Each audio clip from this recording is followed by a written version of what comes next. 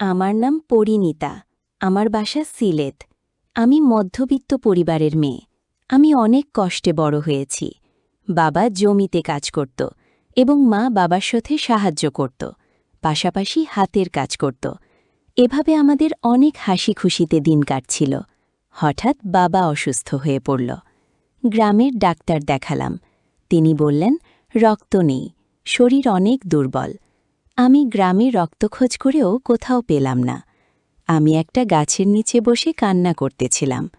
তারপর আমার এক বন্ধু শুভ বলল, তার নাকি শহরে এক পরিচিত আত্মীয় আছে যে নাকি ব্লাড ব্যাংকে কাজ করে। তারপর আমি তার কাছে যাই। তিনি আমার নাম জিজ্ঞাসা করল। আমি বললাম, পরিণীতা। আমি বললাম, শুভ আপনার কথা আমাকে বলেছিল। তিনি বললেন, হ্যাঁ, আমি জানি। শুভ আমাকে ফোন দিয়েছিল, তোমার বাবার জন্য রক্তের দরকার। আমার নাম দীপ। আমার ব্লাড ব্যাংকে তোমার বাবার গ্রুপের রক্ত আছে, তুমি চিন্তা করো না। তারপর তিনি বলল, বাহ, তোমার নামটা তো অনেক সুন্দর, তুমি দেখতেও ফরির মতো সুন্দর। আমার অনেক খারাপ লাগা কাজ করেছিল। আবার উনি কীরকম জানি বাঁকা বাঁকা চোখ করে আমার শরীরের প্রত্যেক অঙ্গ দেখতে লাগল। উনি বলল, পরিমার বডি ফিটনেস তো অনেক ভালো। তারপর দীপ বলল, শোনো পরি, রক্ত ম্যানেজ করে দেব একটা শর্তে। পরিণীতা, তোমার এক রাত আমার সাথে কাটাতে হবে। আমি প্রথমে রাজি হইনি। আমার মাথায় আকাশ ভেঙে পড়ল। শুধু ভাবলাম কিভাবে আমি এটা করব। কিন্তু আর কোনো উপায় তো দেখি না। আমার হাতে টাকা নেই। আমার বাবাকে রক্ত না দিলে বাঁচাতে পারব না। তখন ভাবলাম যে বাবা আমাকে তার রক্তকাম ঝরে বড় করেছে, আমি তাকে সুস্থ করবই। আমি অনেক ভাগ্যবান যে বাবার রক্তের ঋণ কিছুটা হলেও শোধ করার সুযোগ পেয়েছি। আমাকে পিতার ঋণ শোধ করতেই হবে। আমি আর কিছু চিন্তা করতে পারলাম না। শুধু ঘুরতে লাগল পিতার সুস্থতা। তাই আমি রাজি হলাম দীপের সাথে একটা রাত কাটাতে। তারপর দীপ বলল, পরিণীতি, তুমি আজকে বিকেলে দীপ আমার বাসায় আসবে। আমি বললাম, ঠিক আছে। আমি বিকানের দিকে তার বাসায় গিয়েছি। দীপের বাসার সামনে এসে বেল বাজাতে লাগলাম, কিন্তু কারো কোনো সাড়া শব্দ নেই।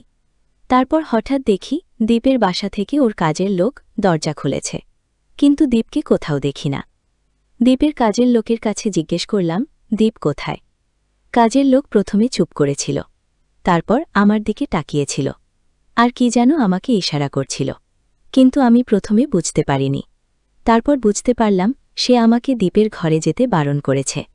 কিন্তু তার কোনো কথা না শুনে আমি বলি, দীপ কোথায়? তখন কাজের লোক বলল, স্যার, উপরে। আমি বললাম, ঠিক আছে। তারপর দীপের দরজার কাছে গেলাম। দরজার ধাক্কা দিতেই খুলে গেল। রুমের ভিতরে দেখে অন্ধকার। আমি দীপের নাম ধরে ডাকতে লাগলাম, কিন্তু কোনো সাড়া শব্দ নেই। হঠাৎ করে দীপ ওয়াশরুম হতে বেরিয়ে আসলো আর বলল, হাইরে পরিণীতা ডার্লিং, এসো এসো, ভিতরে এসো। আমার অনেক ভয় করতে লাগল। হাত পা ভয়ে ঠান্ডা হয়ে গেছে। মুখে কথা আটকে যেতে লাগল। আমার হাত ধরে দীপ রুমের ভিতরে নিয়ে যায়। তারপর আমাকে বলে, তুমি বসো, আমি আসি। দেখি হাতে একটা মোম আর মদের বোতল। তারপর দেখি দুটো গ্লাসে মদ ঢাল। আমি বললাম, দুটো মদের গ্লাস কাদের দিয়ে? দীপ বলল, তোমার আর আমার। আমি বললাম, দীপ, আমি মদ খাই না। তারপর জোর করে আমাকে মদ খাইয়ে দিল। তারপর আমাকে একটা শাড়ি দিল আর বলল, তুমি এই শাড়িটা পরে এসো পরিণীতা। আমি শাড়ি পরে সামনে আসলাম। তারপর আমাকে জোরে খাটের উপর ধাক্কা দিয়ে ফেলে দিল। দিব আমার কপালে। কিস করতে লাগল। আমার শাড়ি ধীরে ধীরে খুলতে লাগল। আমার লুলের খাটা খুলে ফেলল। আমার চুল কিস করল। আমার টরে চুমু দিতে লাগল। আমিও কিছুটা উত্তেজিত হলাম, আর আমিও ডিপের ঠোঁটে চুমু দিতে লাগলাম। তারপর সে আমার সাগরে মুখ দিয়ে চাটতে শুরু করল। আমি বললাম, আমি আর পারছি না দীপ। কোনো কথা শুনল না আমার। দীপ আমার সাগরে ডুবতে ব্যস্ত। তারপর আমার ডান দিকের জামটা খেতে লাগল, আর আমার বাম ধারের জামটা চাপতে শুরু করল। আমার ব্যথা করতেছিল।